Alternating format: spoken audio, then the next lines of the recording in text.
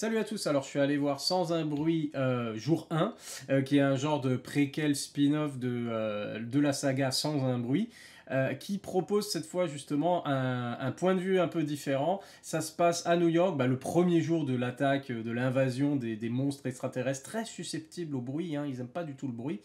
On a ça du point de vue du coup des New-Yorkais, et en particulier d'une New-Yorkaise, interprétée par Lupita Nyong'o. Et le point de vue intéressant ici, c'est que ce personnage, dès les premières minutes, on apprend que voilà, elle est atteinte d'un cancer, elle est en phase terminale, de toute façon, elle va mourir. Très différent du coup des autres personnages, de ce qu'on a pu voir dans les deux autres films, où c'est comment survivre finalement à ça. Elle, c'est comment mourir finalement. C'est pas comment survivre, c'est comment mourir, comment je décide de vivre mes derniers instants dans ce contexte du coup d'invasion et de boucherie par ces bestioles absolument immondes. Et c'est ça qui est vraiment intéressant. Et il y a beaucoup, beaucoup de bonnes idées là-dedans. Puisque il y a forcément, elle croise d'autres personnages. Alors, première chose, déjà, un gâchis de Jimon, Jimon Unsu, qui est dans beaucoup de films que j'aime vraiment en tant qu'acteur, que j'avais adoré dans Blood Diamond forcément, parce qu'il tenait vraiment le haut de l'affiche avec Leonardo DiCaprio. Et encore une fois, enfin, il est là, mais il est sous-exploité. Ça aurait pu être n'importe qui à sa place. Bon, c'est bien, ça fait plaisir de le voir, mais donnez-lui quelque chose de mieux. Donnez-lui quelque chose de mieux. Enfin bref. Le vrai second rôle de ce film, c'est Joseph Quinn, qui nous vient tout droit de la dernière saison de Stranger Things, et qui interprète ici un gars un peu paumé aussi, un jeune étudiant en droit, qui se retrouve à New York, mais c'est pas vraiment chez lui. Et il est britannique d'origine, donc voilà. Et ils vont se rencontrer du coup, et c'est comment tous les deux vont s'en sortir d'une certaine manière et vont suivre leur propre chemin.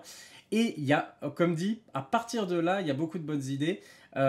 Sauf une, j'arrive toujours pas à savoir pourquoi il a fallu absolument garder le chat. Il y a un chat tout au long du film qu'elle garde parce que c'est le chat de réconfort, le chat d'accompagnement pour les personnes malades, etc. Et le chat reste vraiment tout au long du film, un peu comme Jonesy dans Alien, c'est un peu l'équivalent ici, qu'il ne faut pas lâcher. Alors bien sûr, symboliquement, on comprend le côté quelque chose à quoi se rattacher, qu'il ne faut pas lâcher, l'espoir, voilà. Mais il y a un peu trop, on en revient un peu trop au chat, et surtout ce chat apporte quelque chose de très, on va dire, décrédibilisant par rapport à ce qui se passe, on va dire. Ce chat ne miaule jamais. On peut se dire, ok, alors c'est intéressant un chat parce que voilà, patte de velours et tout.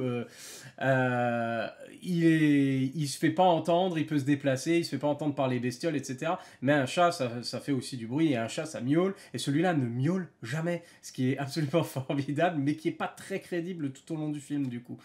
Enfin bref, j'ai pas trop aimé le truc du chat. Par contre, il y a beaucoup, beaucoup, beaucoup de très bonnes idées. En termes de réalisation, c'est Michael Sarnowski. C'est lui qui avait fait le plutôt réussi Pig avec Nicolas Cage, si vous avez vu.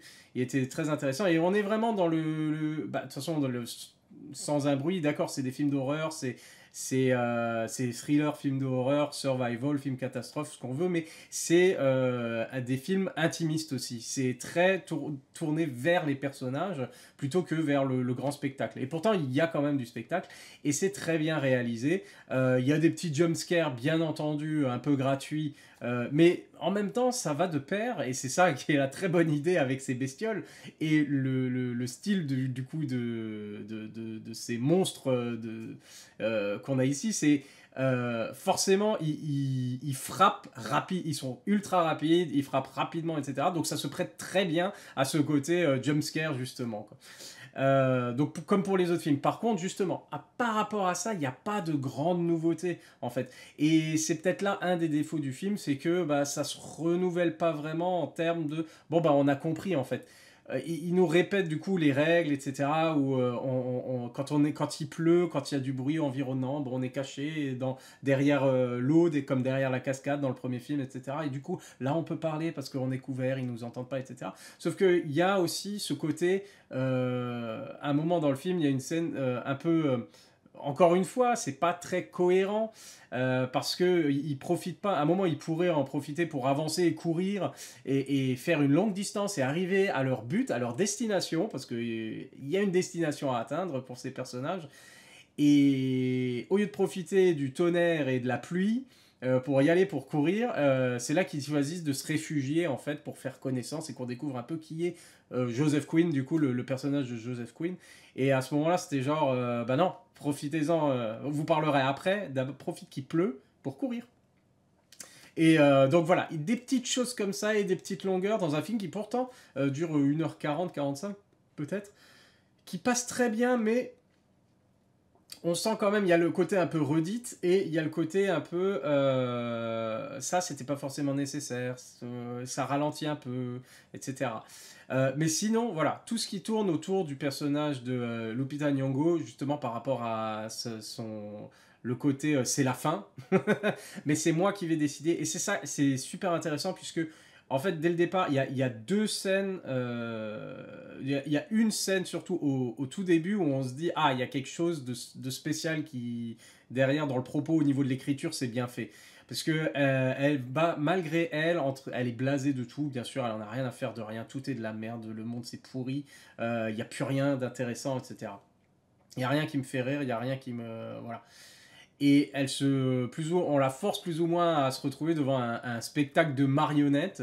Et du coup, elle voit cette marionnette tirée par des fils. Voilà, le marionnettiste qui décide ce que fait la marionnette, qui s'envole. Et à un moment, paf, il y a une explosion, la marionnette tombe, etc. Et on comprend tout de suite, on va dire, l'identification du personnage de cette marionnette, en fait, qui ne contrôle pas sa destinée. Voilà, qui est prisonnière, voilà. Et elle va, au fur et à mesure du film, du coup...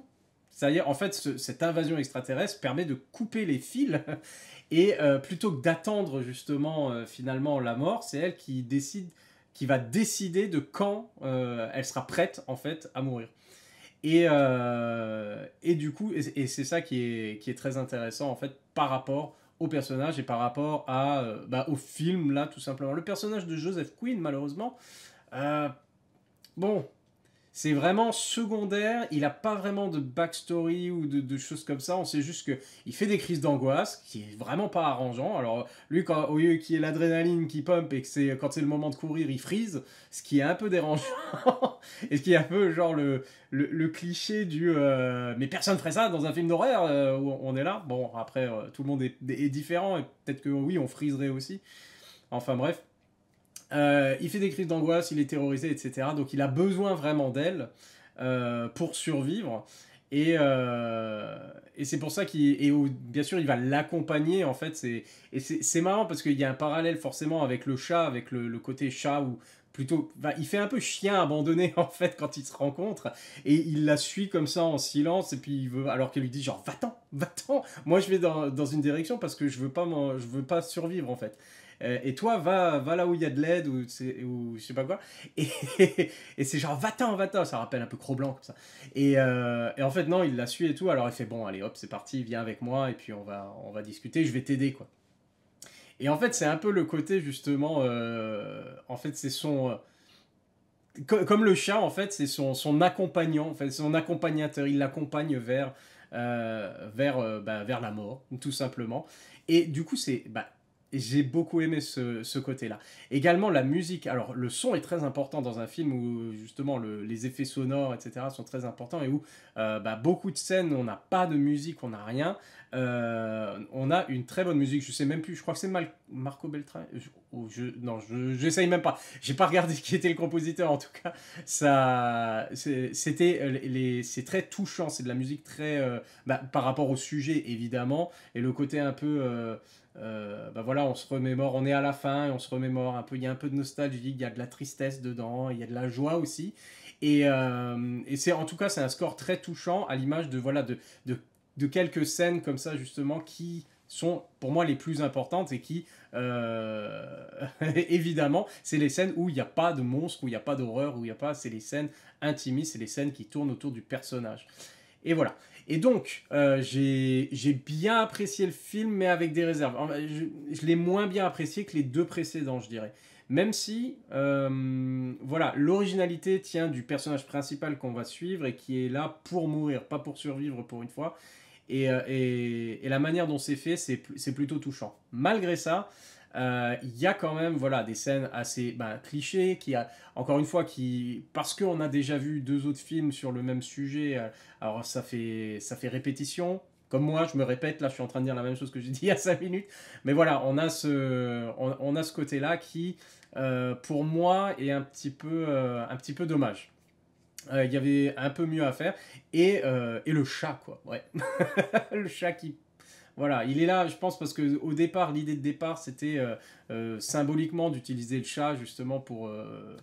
non seulement pour le côté accompagnateur, mais aussi pour le côté rajouter une tension. Hein. On rajoute quelque chose un personnage auquel on finit par tenir, à s'attacher, etc. Sauf que je m'attache pas vraiment à ce chat. Pourtant, je suis assez attaché aux animaux en principe dans les films, mais là, étrangement, c'est le premier chat le premier animal où je me suis dit, il peut mourir, ça me dérangerait pas qu'on avance quoi dans le film. Mais bon, c'est pas grave.